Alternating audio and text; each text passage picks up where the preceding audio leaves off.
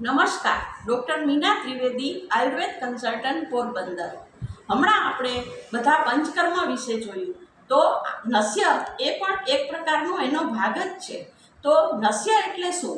નાક દ્વારા જે ઔષધ આપવામાં આવે એને નસ્ય કહેવામાં આવે છે. નસ્ય આપવાથી ખાસ કરીને માથાના રોગની અંદર ખૂબ ફાયદો થાય છે, કારણ કે માથાનું જે દ્વાર છે એ નાક છે. એટલે જ આપણને નાકને માથાના દ્વાર તરીકે આપણે ગણીએ છીએ. તો એના દ્વારા જે ઔષધ આપવામાં આવે તે ગળા, આંખ વગેરેમાં જઈને અને એની નસોની અંદર ફેલાઈને માથામાં ફેલાઈને માથાના રોગનો નાશ કરે છે. એ રીતે આપણને નસ્યની પ્રક્રિયા કહેવામાં આવે છે કે આ રીતે નસ્ય આપવાથી આપણને માથાના રોગમાં ફાયદો થાય છે.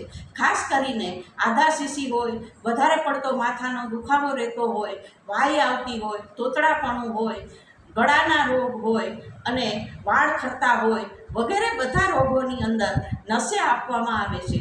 નસ્ય ખાસ કરીને જેને સાઇનસ હોય એને પણ નસ્ય આપવામાં આવે છે.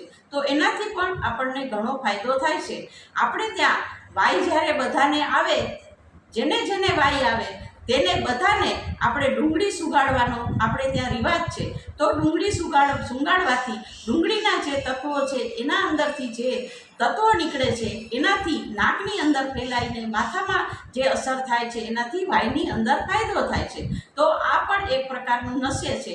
અને આપણે જ્યારે શરદી થઈ હોય ત્યારે જે નાશ લઈએ છીએ તો એ પણ એક પ્રકારનું નસ્ય જ કહેવાય. નસ્યની અંદર ખાસ કરીને દૂધ, પાણી, મધ અને સિદ્ધ કરેલા તેલનો ઉપયોગ કરવામાં આવે છે. આ બધા મૃદુ નસ્ય છે. અને જે મરીનો પાવડર ઉપયોગ કરવામાં આવે છે તો એ તીક્ષ્ણ નસ્ય છે. અણુ તેલ એ સૌથી બેસ્ટ નસ્યના દ્રવ્ય તરીકે ઓળખવામાં આવે છે. અને જ્યારે આપણને નસકોરી ફૂટી હોય ત્યારે ધાણાભાજીનો રસ છે એના ટીપા નાકમાં નાખવાથી ફાયદો થાય છે. આ બધા નસ્યના ગુણ છે. તો હવે પછી નસ્ય કોને આપવું અને કોને ન આપવું એના વિશે આપણે જોઈશું.